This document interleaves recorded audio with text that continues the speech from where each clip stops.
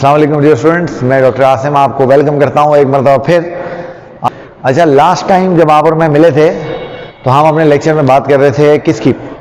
हम लोग बात कर रहे थे अपने लेक्चर में जनाब अली शाबाश बताइए रिप्रोडक्शन की। Very good. और हमने रिप्रोडक्शन में रिप्रोडक्टिव सिस्टम की जो बेसिक्स थे उनको कवर किया था।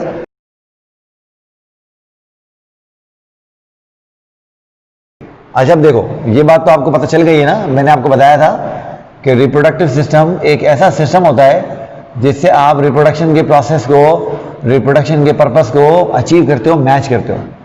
ठीक है। और मैंने आपको ये भी समझा दिया था कि जो रिप्रोडक्टिव सिस्टम होते हैं ये बेसिकली कॉम्बिनेशन होते हैं तीन चीज़ों का।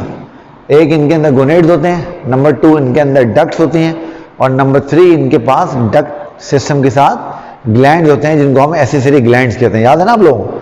तो आइए एक एक करके देख लेते हैं। बिल्कुल आसान है, कोई मसला नहीं है। इधर देखिए, अब पहले मैं ऐसा करता हूँ, एक तरफ यहाँ पे एक डायग्राम ड्रॉ करता जाता हूँ और दूसरी तरफ मैं उसकी डिस्क्रिप्शन लिखता जाऊँगा। ठीक है, तो बिल्कुल ईजी हम समझ जाएंगे। देखें, अब जब भी आपको पता है, हमने बात की थी, हम रिप्रोडक्टिव सिस्टम पढ़ते हैं तो किसी भी रिप्रोडक्टिव सिस्टम में 3 पार्ट्स होते हैं। तो हैव 3 बेसिक कंपोनेंट्स। तो उसके जो है वो 3 बेसिक कंपोनेंट्स होते हैं, और वो 3 बेसिक कंपोनेंट कौन कौन से हैं वो आपको मालूम है।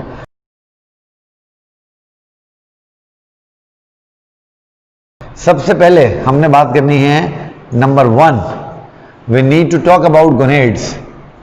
हमने गोनेड्स की बात करनी है। ठीक हो गया जी। जब हम गोनेड्स की बात करते हैं तो हमें पता लगता है जो गोनेड्स हैं they are gamete producing organs. They are gamete producing organs. तो ये गैमीट प्रोड्यूसिंग ऑर्गन्स हैं, इनकी हम बात कर चुके हैं। यहां पर हम इनकी बात कर रहे हैं as a gamete producing organs. आपको अच्छी तरह से याद है और आपको बात ध्यान में होगी कि जब एंडोक्राइन सिस्टम में हमने इसकी बात की थी तो हमने कहा था कि ये सेक्स हार्मोन भी प्रोड्यूस करते हैं साथ साथ, है ना। अब जो मेल गोनेड्स हैं दे आर कॉल्ड टेस्टिस। तो male gonads are called testis. ठीक है। तो जो मेल गोनेड होता है उनको जो है हम टेस्टिस कहते हैं। ठीक हो गया। जब आप इनकी पोजीशन देखते हो तो दे आर पेयर्ड ऑर्गन्स। जब हम टेस्टिस को देखते हैं, मैं से कलर चेंज कर देता हूं ताकि आपको इसकी समझने में आसानी हो डिस्क्रिप्शन। तो number 1, they are paired organs. ये पेयर्ड हैं। आपको पता है इससे मुराद क्या है? इससे मुराद ये होती है कि हमारे पास ये 2 हैं। अच्छा देखो, ये बात शायद पहले भी एक दफा मेरी आपसे हो चुकी है, मगर फिर एक दफा मैं आपको बात समझाता हूं, आपने याद रखना है। हम इंसान है ना, अपन लोग हैं बायलैटरली सिमेट्रिकल। अपन लोग क्या है? We are bilaterally symmetrical beings. क्या मतलब हुआ इस बात का? इस बात का मतलब ये हुआ कि हमारी बॉडी को आइडेंटिकल राइट और लेफ्ट हाफ में डिवाइड किया जा सकता है। तो ये बात याद कर लेना और ये बात भूलनी नहीं है। हमारी बॉडी में जो चीज बॉडी के सेंटर में होगी वो एक होगी। हमारी बॉडी में जो चीज बॉडी के सेंटर में होगी वो एक होगी। जो सेंटर में नहीं होगी वो पेयर्ड होगी। मिसाल तौर पर नाक सेंटर में है तो एक है, आंखें सेंटर में नहीं है तो पेयर्ड है, कान सेंटर में नहीं है तो पेयर्ड है, हाथ सेंटर में नहीं है तो पेयर्ड है, रेब सेंटर में नहीं है तो पेयर्ड है। मगर देखो, स्टर्नम सेंटर में है तो एक ही है, वर्टिब्रल कॉलम सेंटर में है तो एक ही है, स्टमक सेंटर में है तो एक ही है, हार्ट सेंटर में है तो एक ही है, लंग सेंटर में नहीं है तो पेयर्ड है। तो हमारे पास जो चीज सेंटर में नहीं होगी वो पेयर्ड होगी। तो जैसे मैंने लिखा पेयर्ड ऑर्गन, हम इमीडिएटली ये बात समझ गए कि हमारे पास क्या होगा, हमारे पास ये बॉडी के सेंटर में लोकेट नहीं करेंगे। तो ये बात हमें ध्यान में रखनी है। तो दे आर पेयर्ड ऑर्गन्स। अच्छा, अब अगर मैं बना लूं तो आपको पता है कि there is a pouch of skin. एक स्किन का पाउच होता है और इस पाउच ऑफ स्किन के अंदर जो है ये लोकेट करती हैं। और इस पाउच ऑफ स्किन को मैं थोड़ा सा इसको जो है वो आगे ले जाता हूं ताकि हमें बात और अच्छी समझ में आए। तो there is a pouch of skin.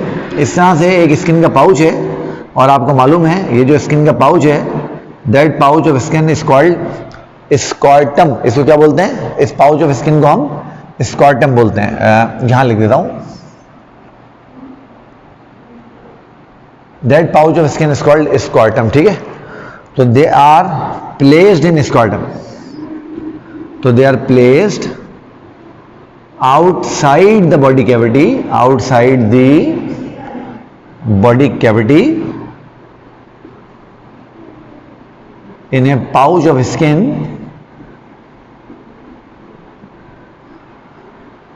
Called scrotum. ठीक है। तो ये बात आपने ध्यान में रखनी है। अच्छा, अब सवाल ये पैदा होता है कि ये पाउच ऑफ स्किन के अंदर लोकेट क्यों कर रहे हैं, है ना भाई। देखिए ना, हमारा स्टमक तो किसी स्किन के पाउच में नहीं है, इंटेस्टाइन तो नहीं है, किडनीज तो नहीं है, बाकी चीज़ें तो नहीं है। तो ये अगर पाउच ऑफ स्किन में बॉडी से बाहर लोकेट हैंग कर रहे हैं, लटक रहे हैं, तो कोई वजह होगी ना उसकी वजह ये होती है कि जब हम इनको देखते हैं तो स्कॉर्टम के अंदर there is a slight lesser temperature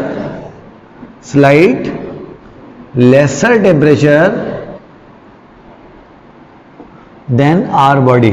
आपको पता है ना हमारी बॉडी में जो टेम्परेचर होता है वो कितना होता है, इज 37 डिग्री सेल्सियस, बट स्कॉर्टम में इट इज 35 डिग्री सेल्सियस. स्कॉर्टम में याद कर लीजिए जो टेम्परेचर होता है वो 35 डिग्री सेल्सियस होता है. उसकी वजह क्या होती है, स्पर्मेटोजेनेसिस, क्योंकि ऐसे क्या करना है, ऐसे स्पर्म बनाने ना, तो स्पर्मेटोजेनेसिस थोड़े से लोअर टेम्परेचर पे अच्छी होती है.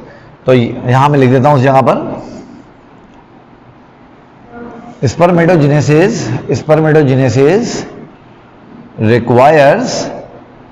requires a slight lower temperature, यानी 2 डिग्री सेल्सियस का तकरीबन इसको जो है वो फर्क जो है वो रिक्वायर्ड होता है. तो ये बात ध्यान में रखें. अच्छा, अब ये जब हम इसको देखते हैं तो हमें पता लगता है कि ये इस तरह से हमारी जो स्किन है उसके अंदर ये प्लेस होंगे. देखिए कैसे. तो अब ये आपके पास स्कॉर्टम हमने बना लिए. स्कॉर्टम में एक ये इस जगह मौजूद है इस तरीके से, और दूसरा ये इस तरह से मौजूद है इस जगह पर. तो ये दो हमारे जो टेस्टीज हैं वो हमारे स्कॉर्टम के अंदर मौजूद है. ऐसा लग रहा है जैसे एलियन की आंखें बन गई हैं भाई. और खैर बल. अच्छा जरा देखिए अब होता क्या है, होता ये कि जब हम इसको काट के देखते हैं तो इसके अंदर हमें बहुत सारे मल्टीपल छोटे से पार्टीशन नजर आते हैं. यानी अगर मैं एक टेस्टी को इस तरह से काट लूँ, ये हमने टेस्टीज बना लिए, तो इसके अंदर हमें बहुत सारे छोटे से इनकम्प्लीट सेप्टा नजर आएंगे. और ये इनकम्प्लीट सेप्टा इस टेस्टी को 350-400 फंक्शनल यूनिट्स के अंदर डिवाइड कर रहे होते हैं. और ये 350-400 जो फंक्शनल यूनिट्स हैं, ये 350-400 फंक्शनल यूनिट्स कहलाते हैं सेमिनिफेरस ट्यूब्यूल्स. क्या कहलाते हैं, सेमिनिफेरस ट्यूब्यूल. तो मैं यहां लिखता हूं कि internally testes are divided by septa into multiple functional units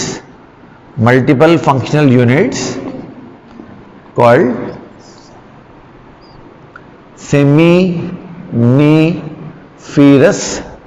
seminiferous tubules. ठीक है, इनको हम क्या बोलते हैं, इनको हम सेमिनिफेरस ट्यूब्यूल कह देते हैं. याद कर लीजिए जो सेमिनिफेरस ट्यूब्यूल हैं they are the structural and the functional units of the testes.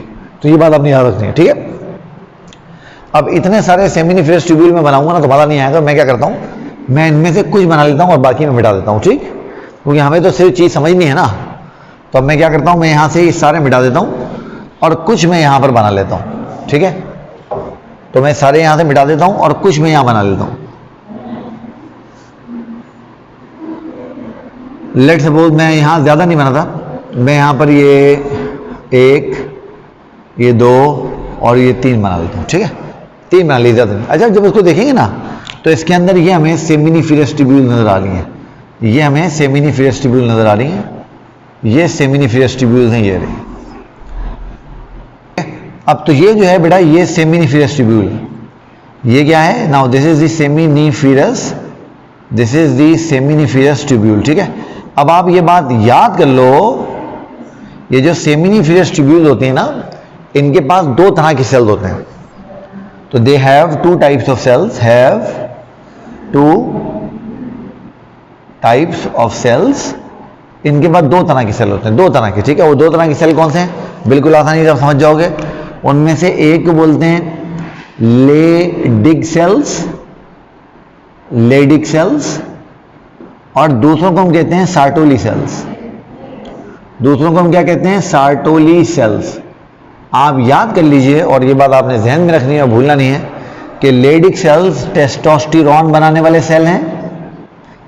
Leydig cells कौन से सेल हैं, they are cells which is responsible for the formation of testosterone. और आपको याद होगा मैंने आपको एंडोक्राइन सिस्टम में पढ़ाया था, testosterone is a male sex hormone. Now males are male because of testosterone. और सार्टोली सेल्स क्या करते हैं, दे नरिश स्पर्म्स, ये क्या करते हैं, ये नरिश करते हैं स्पर्म्स को। तो अब देखो स्पर्म्स को नरिश करने वाले बनाने वाले सेल भी सेमिनिफरस ट्यूब्यूल में है, टेस्टोस्टेरोन यानी हार्मोन बनाने वाले सेल भी सेमिनिफरस ट्यूब्यूल में है। इसलिए याद कर लें जो टेस्टिस का स्ट्रक्चरल और फंक्शनल यूनिट है वो सेमिनिफरस ट्यूब्यूल है। वो क्या है, सेमिनिफरस ट्यूब्यूल।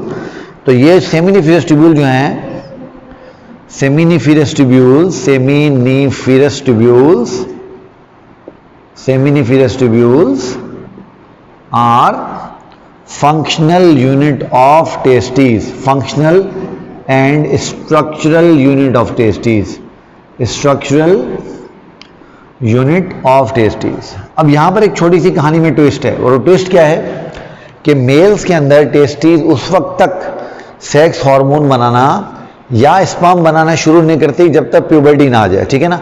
अब कोई आपसे पूछेगा यार प्यूबर्टी क्या चीज है, तो आप क्या बताओगे, what is puberty, what is puberty, puberty क्या होती है। Now puberty is age of, puberty is age of sexual maturation. अब जरा समझो मैंने क्या लिखा है। आपने देखा है ना कि इंसानों में जब बच्चे पैदा होते हैं तो पैदा होते ही they are not capable of reproduction, वो रिप्रोड्यूस करने के केपेबल नहीं होते। वो क्या होते हैं, बड़े होते हैं, 12-13 साल की उम्र में पहुंचते हैं, देन हाइपोथैलेमस दो हार्मोन रिलीज करवाता है पिट्यूटरी से, एक एफएसएच और एक एलएच।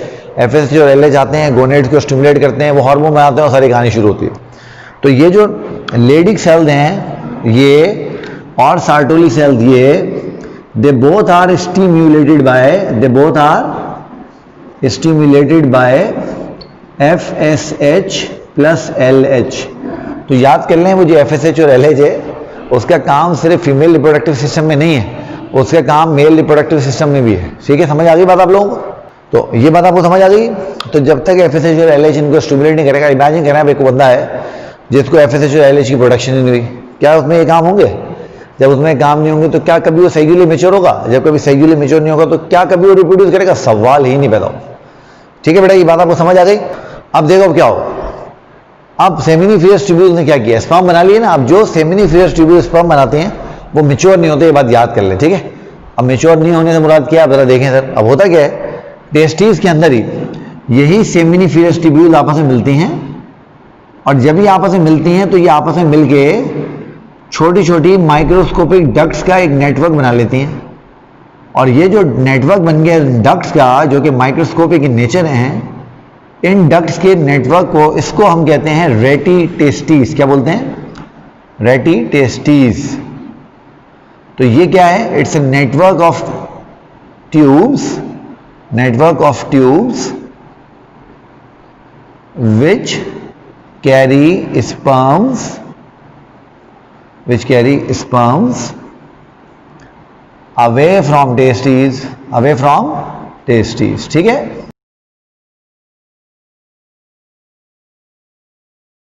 रेडी टेस्टिस जब आपस में मिलती हैं, जब ये आपस में मिलती हैं तो टेस्टिस की सरफेस के ऊपर, और जो मेल्स होते हैं दे कैन पैल्पेट इट, वो क्या करते हैं, टेस्टिस को हाथ में लेके जब उसको पैल्पेट करते हैं तो वो डक्ट को पैल्पेट कर सकते हैं।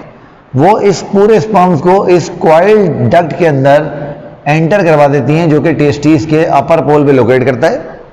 और ये जो डक्ट है, now the duct is called epididymis.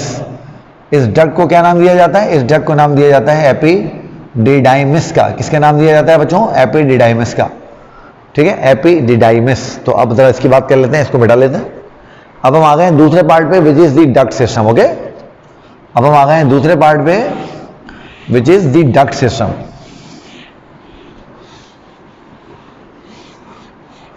तो अब देखें क्या होगा। अब हम आ गए दूसरे पार्ट पे। मैंने आपको बताया था रिप्रोडक्टिव सिस्टम में 3 पार्ट होते हैं, गोनेड, डक्ट सिस्टम और ग्लैंड्स। तो गोनेड्स की बात हमने कर ली, अब हम चले गए डक्ट सिस्टम पे। डक्ट सिस्टम,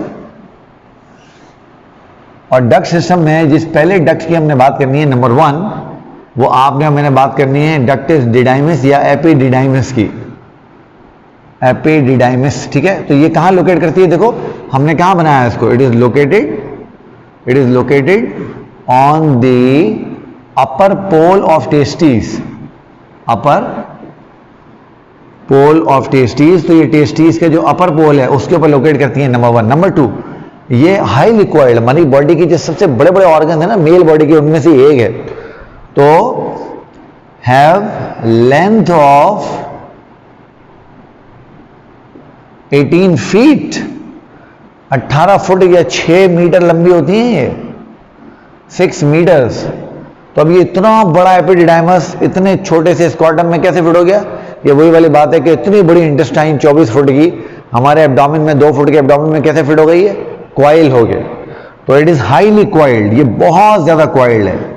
तो इट इज हाईली क्वाइल्ड, ये बहुत क्वाइल्ड स्ट्रक्चर है और क्वाइल्ड होके ही ये फिट हो सकता है। अब ये करती क्या है, आपने देखा कि ये रेटी टेस्टिस जो स्पर्म्स हैं उनको पहुंचा देंगे एपिडिडाइमस के पास। एपिडिडाइमस में उसके 2 काम होंगे, नंबर 1 वहां पे वो स्टोर होंगे, नंबर 2 वहां वो मैच्योर होंगे। Store and mature sperms. अच्छा, अब कोई आपसे ये पूछ सकता है कि भाई ये स्पर्म मैच्योर होने से क्या मुराद है? याद कर लीजिए, टेस्टीज में और रेटी टेस्टीज में जो स्पर्म हमें मिलते हैं ये मोटाइल नहीं होते। मोटाइल से मुराद उनकी टेल डेवलप नहीं हुई होती है। जब वो एपिडाइमस में आते हैं वहां पर उनको नरिशमेंट मिलती है, फूड मिलता है, खाना मिलता है, उससे उनकी टेल डेवलप हो जाती है। जब टेल डेवलप होती है तो दे स्टार्टेड टू स्विम, वो मूव करने लगते हैं। आपको पता है ना, स्पर्म स्विम करके जाते हैं ओवम तक जब फर्टिलाइजेशन करनी होती है। तो ये जब हम कह रहे हैं ना मैच्योर करवाता है स्पर्म को, इससे मुराद होती है they become motile, they become motile, ये मोटाइल हो जाते हैं, इसका मतलब ये है।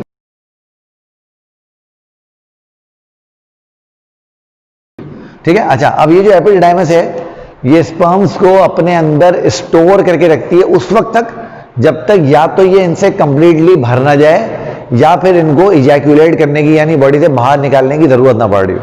अच्छा, अब जब इनको बॉडी से बाहर निकालना होगा तो क्या होगा? यहां से एक और डक्ट निकलेगी, यहां से एक और डक्ट निकलेगी। Now the duct is called ductus deferens या वास डेफरेंस, ये इसका नाम है। इसी को डक्टस डिफरेंस भी कहते हैं।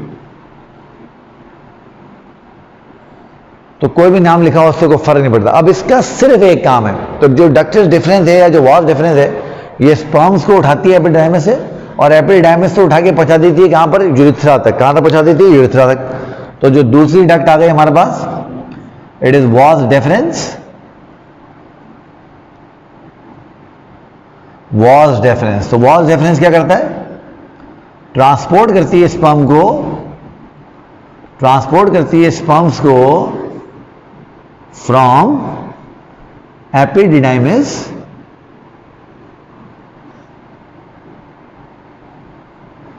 टू यूरिथ्रा, यानी इसका सिर्फ पैसेज वे प्रोवाइड करने वाला काम है। ठीक है। अच्छा, अब देखिए अब होगा क्या? ये तो हमने एक टेस्ट में सारी कार्रवाई की है ना, इस तरीके से यहां पर भी एपिडिडाइमस होगी, इस तरह से एपिडिडाइमस उधर भी होगी, ये भी एपिडिडाइमस है और यहां से भी ये डक्टिस डिफरेंस निकल रही होगी और ये डक्टिस डिफरेंस निकल के ऐसे आ रही होगी कहां पर? सेंटर की तरफ। अब देखो यहां पर क्या होगा,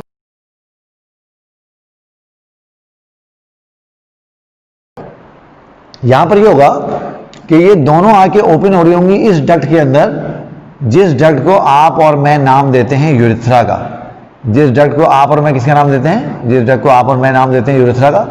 अब ऑब्वियसली आप ये बात समझ रहे हो कि ये चीजें इतनी बड़ी होती नहीं है जितनी बड़ी मैं यहां बना रहा हूं, ये सिर्फ मैंने आपको समझाने के लिए यहां पे इतनी बड़ी बनाई है ना। अब देखें होगा क्या? अब होगा ये कि ये जो डक्टिस डिफरेंस है ये आके ओपन हो जाएगी किसके अंदर? अच्छा, ये मैंने टेक्निकली इसको थोड़ा सा गलत कर दिया, तो कहीं आपके दिमागों में कोई मिसकॉन्सेप्ट डेवलप ना हो जाए, तो इससे बेहतर है मैं इसको यहां से डबल निकाल लेता हूं। हाँ, मिसकंसेप्शन डेवलप नहीं होनी चाहिए बिल्कुल भी। तो ये यहां से डक्टिस डिफरेंस निकली, ये रही तो डक्ट होगी ना। तो ducts always they are like a pipe, वो पाइप की तरह होते हैं।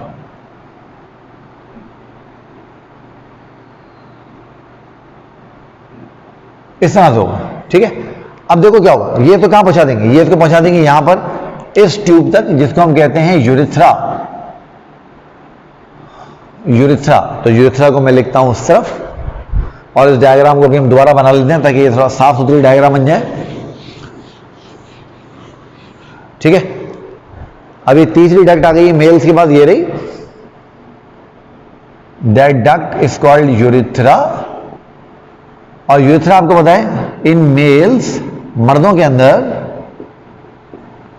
इट इज ऑल्सो कॉल्ड, इसका एक नाम और भी होता है, इट इज ऑल्सो कॉल्ड इसको हम कहते हैं यूरोजेनाइटल डक्ट।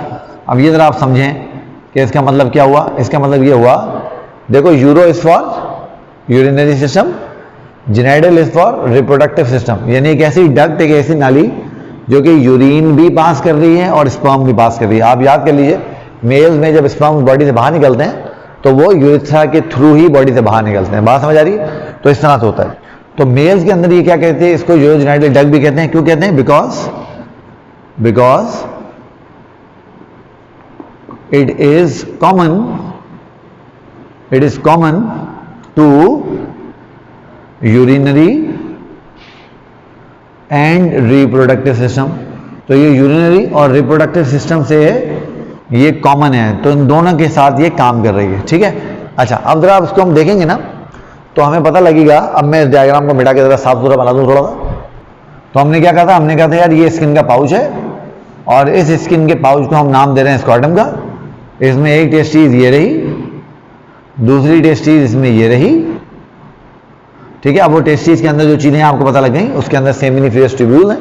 उसके बाद क्या हुआ? उसके बाद ये ऊपर इसके एपिडिडाइमिस आ गई, ये इसके ऊपर एपिडिडाइमिस आ गई, ये एपिडिडाइमिस आ गई। एपिडिडाइमिस से क्या निकली? एपिडिडाइमिस से निकली was difference, which is ducted difference, और ये जाके ओपन हो गई कहां पर? एक और डक्ट के अंदर, विच इज यूरेथ्रा, और ये यूरेथ्रा में जाके ओपन हो गई इस तरह से। ये यूरेथ्रा में जाके ओपन हो गई इस तरह से। ठीक है। अच्छा,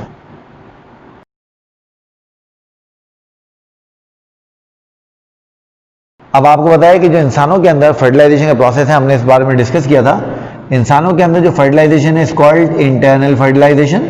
यानी होता क्या है, जो मेल होते हैं वो फीमेल बॉडी के अंदर स्पर्म डिपॉजिट करते थे और फिर वो फर्टिलाइजेशन का प्रोसेस फीमेल बॉडी के अंदर होता है, फिर डेवलपमेंट भी सारी फीमेल बॉडी में होती है। ऐसे ही हो रहा ना?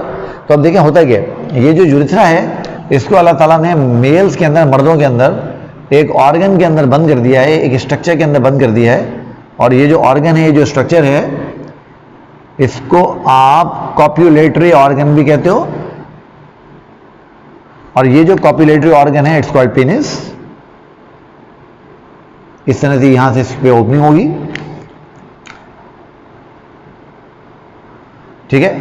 तो ये इसमें पेनिस हो जाएगा और ये इसमें स्कॉर्टम थी। अच्छा, अब आपने ये बात अच्छी तरीके से याद रखनी है और भूलनी नहीं है कि मेल्स के अंदर जो पेनिस और जो स्कॉर्टम है, they are called external genitalia. इसको कहाँ लिखा जाए? एक मिनट रुक जाओ, चलो यहाँ इस तरह एरो लगा के इसको यहाँ लिख देते हैं। They are called external genitalia, यानी ये हमारे जेनाइटल सिस्टम के वो पार्ट हैं जिनको हम बाहर से देख सकते हैं। ठीक है। अच्छा, अब जब पेनिस को हम देखेंगे तो इट्स कॉल्ड कॉप्युलेटरी ऑर्गन। अब जब आप सुनते हो ना कॉप्युलेटरी ऑर्गन, तो इसका मतलब ये होता है, कॉप्युलेटरी वर्ड मेडिकल वर्ड है फॉर वर्ड मीटिंग, मिलने के लिए, है ना? तो मैंने आपको समझाया था कि जब तक गैमीट बनने के बाद मेटिंग नहीं होती है तब तक फर्टिलाइजेशन पॉसिबल नहीं होती है। तो अब क्या होगा कि ये बेसिकली एक मस्कुलर स्ट्रक्चर है। तो एट टाइम ऑफ मेटिंग क्या होगा, इसके अंदर ब्लड पूल अप हो जाता है। वो जब आप पढ़ेंगे इसका प्रोसेस तो आपको समझ आएगा। और जब ब्लड पूल अप हो जाएगा तो इट गेट्स हार्ड, उसमें इरेक्शन हो जाएगी और फिर वो फीमेल बॉडी के अंदर जाके वहाँ स्पर्म को जो है वो डिपॉजिट करेगा। ठीक हो गया? तो इस तरीके से ये हमारे सारा का सारा मेल रिप्रोडक्टिव सिस्टम आपको नजर आ गया, डक्ट्स हमें समझ आ गए। ठीक। अब इस दूसरी जो हमने इसमें बात करनी है वो किसकी हमने बात करनी है? अब हमने इसमें बात करनी है इसकी ग्लैंड्स की। अच्छा, याद रहे पेनिस को और स्कॉर्टम को छोड़ के जो टेस्टीज हमने पढ़ी, जो एपिडिडाइमिस हमने पढ़ी, जो वॉस डिफरेंस हमने पढ़ी, ये सारे they are called internal genitalia. इनको क्या बोलते हैं? Internal genitalia. इसका मतलब ये हुआ कि ये हमारी बॉडी के वो पार्ट हैं रिप्रोडक्टिव सिस्टम के जो बॉडी के अंदर छुपे हुए हैं। तो ये कौन कौन से हैं हमारे पास? ये टेस्टीज हैं, और क्या है शाबाश, हमारे पास एपिडिडाइमिस है, और उसके साथ क्या है हमारे पास? वॉस डिफरेंस है।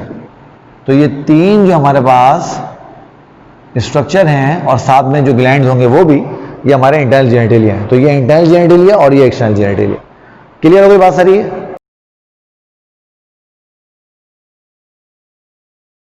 अब नंबर थर्ड जो हमारे पास हैं, they are called accessory glands. यानी ये वो ग्लैंड्स हैं जिनका रिप्रोडक्शन से डायरेक्ट कोई ताल्लुक नहीं है, बट ये रिप्रोडक्शन के प्रोसेस को स्मूथ अप कर देते हैं, स्मूथिंग कर देते हैं, आसान कर देते हैं। ठीक हो गया? और वो कौन कौन से हैं देखिए। तो there are 3 various glands associated with male reproductive system. तो मेल रिप्रोडक्टिव सिस्टम से 3 ग्लैंड जो हैं वो एसोसिएट होते हैं। मैं पहले इन तीनों के नाम लिखता हूं, फिर आपको इनकी पोजीशन समझाता हूं। नंबर 1 जो ग्लैंड है, याद कर लीजिए, इट्स कॉल्ड सेमिनल वेसिकल, याद कर लीजिए, ये इसका नाम है। Number 2 it's called Cowper's gland, Cowper's gland, ठीक है, ओके। नंबर 3, और ये तो शायद आपने नाम सुना हुआ भी हो, ये सबसे ज्यादा कॉमन इस्तेमाल होने वाला मेल रिप्रोडक्टिव ग्लैंड है, it's called prostate gland, prostate gland, ठीक है। अच्छा फिर देखिए ये होते कहां पर। अब जरा देखिए, हमने रिप्रोडक्टिव सिस्टम की डायग्राम बनाई, ये रही टेस्टिस, ये रही टेस्टिस, ये इससे निकला एपिडिडाइमस, ये इसके ऊपर आ गया एपिडिडाइमस, एपिडाइमस ये निकला वास डिफरेंस, याद आ रहा है, ये निकला वास डिफरेंस, ये पहुंचा इधर, और ये जाके ओपन अप हो गया यूरेथ्रा के अंदर, और ये जाके ओपन अप हो गया यूरेथ्रा के अंदर, इस तरह से, ठीक है। ये यूरेथ्रा ऊपर से आ रही है, ये यूरेथ्रा के अंदर जाके ओपन अप हो गया, ऐसे ही हुआ ना। अब देखिए ग्लैंड आपके पास कहां पाओगे। Number 1 seminal vesicle. Seminal vesicle की पोजीशन क्या होती है, जिस जगह पर वास डिफरेंस यूरेथ्रा में एंटर हो रही होती है ना, इस जगह पर हमें इस तरह से एक लीफ लाइक ग्लैंड नजर आता है, इस तरह से। तो ये जो एक लीफ लाइक ग्लैंड हमें नजर आ रहा है, now this is the seminal vesicle, now this is the seminal vesicle. अगर आप अपनी किताब में डायग्राम देखेंगे तो वहां भी आपको समझ आ जाएगा। नंबर 2, ये जिस जगह पर वास डिफरेंस मिल रही है किसके साथ, यूरेटर के साथ और यूरेथ्रा के साथ, सॉरी, यहां पर एक इनसर्कुलिंग ग्लैंड और होता है, क्योंकि ये पीछे की तरफ होता है इसलिए मैं इसको डॉटेड बना रहा हूं ताकि आप याद रखें ये पीछे की तरफ। इसी ग्लैंड को हम कहते हैं प्रोस्टेट, इसी ग्लैंड को हम कहते हैं प्रोस्टेट या प्रोस्टेट ग्लैंड। और तीसरा जो ग्लैंड है कॉपर ग्लैंड, वो मैं आपको इस व्यू से दिखा नहीं सकता, वो बेसिकली इसके पीछे होगा। इसके पीछे कहां होगा, अगर हम इसको पीछे से देखेंगे तो इसके पीछे हमें 2 इस तरह के मासेस नजर आएंगे, इस तरह से, और ये जो मासेस होंगे ये कॉपर ग्लैंड होगा। तो याद कर लीजिए कि जो कॉपर ग्लैंड है उसको हम इस डायग्राम में जो फ्रंट व्यू होता है, फ्रंट व्यू से देख नहीं सकते, या तो हमें साइड से देखना होगा या हम पीछे से देखेंगे। मिसाल के तौर पे अगर मैं यूरेथ्रा साइड में से देख रहा हूं तो ये मुझे पीछे इस तरह से प्रोजेक्ट हुए हुए नजर आएंगे, इस तरह से, यानी ये एंटीरियर साइड है और ये पोस्टीरियर साइड है, तो ये पोस्टीरियर साइड में हमें प्रोजेक्ट हुए हुए नजर आएंगे। क्योंकि इस डायग्राम में हम इसको आगे से देख रहे हैं तो पीछे वाली चीज हमें नजर नहीं आ रही। अच्छा, अब सवाल ही पैदा होता है, और बच्चे सवाल करते भी हैं अक्सर, और सही सवाल करते हैं कि इन ग्लैंड्स का काम क्या है। बेसिकली ये तीनों ग्लैंड मिल जाते हैं और तीनों ग्लैंड मिलके कुछ ल्यूब्रिकेटिंग और नरिशिंग सिक्रीशन बनाते हैं।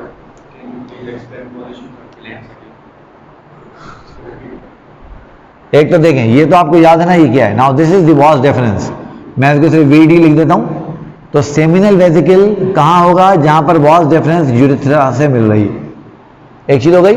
नंबर 2, जिस जगह वास डिफरेंस यूरेथ्रा से मिल रही है उससे पहले तो सेमिनल वेसिकल है, बट इसके जंक्शन पे 2 ग्लैंड हैं, जो हमें सामने से नजर आ रहा है वो प्रोस्टेट है और जो पीछे होगा वो कॉपर होगा, ठीक। अच्छा, अब ये ग्लैंड करते क्या है, मैं इन तीनों को मिला के लिख देता हूं ताकि आप याद रखें। तो कंबाइन दे सिक्रीट, क्योंकि ये बात हम एंडोक्राइन सिस्टम पूरा पढ़ चुके हैं, हमें ग्लैंड का पता चल गया है। Now gland is something which secrete something, यानी ग्लैंड को ऑर्गन है जो कुछ जिसने कुछ सिक्रीट करना है, वो कुछ भी हो सकता है। तो ये जब तीनों मिल जाते हैं तो ये सिक्रीट करते हैं अ fluid which lubricates reproductive system, which lubricate reproductive system।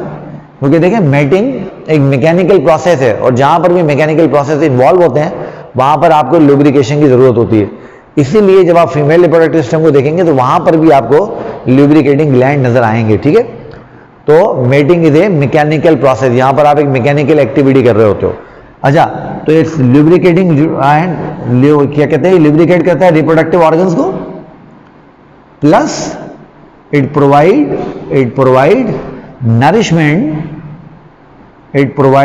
Nourishment to sperms. अब ये स्पर्म्स को क्या करता है, नरिशमेंट भी प्रोवाइड करता है। और आपको पता है ना, स्पर्म्स की जो एक्सक्लूसिव फूड है वो क्या है, फ्रक्टोज है।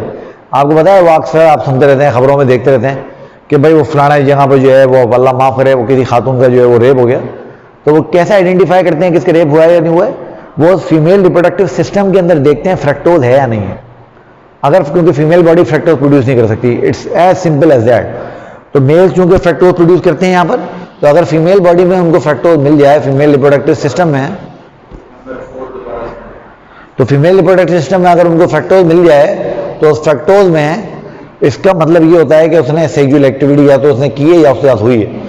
तो इससे वो जज कर लेते हैं कि या तो ये सेक्सुअली एक्टिव है, या अगर ये सेक्सुअली एक्टिव नहीं है तो इससे रेप हुआ है, जो भी हुआ व्हाटएवर। ये लुब्रिकेटिंग फ्लूइड जब स्पर्म से मिलते हैं तो इसकी कॉम्बिनेशन जो चीज बनती है, that thing is called semen. Semen and semen is male reproductive fluid. Semen क्या है? ये मेल रिप्रोडक्टिव फ्लूइड है। यही वो फ्लूइड है जो फीमेल रिप्रोडक्टिव सिस्टम में डिपॉजिट किया जाता है, और जब वो डिपॉजिट होता है तो फिर फर्टिलाइजेशन का सारा काम होता है। ठीक है बेटा, now this is all about male reproductive system.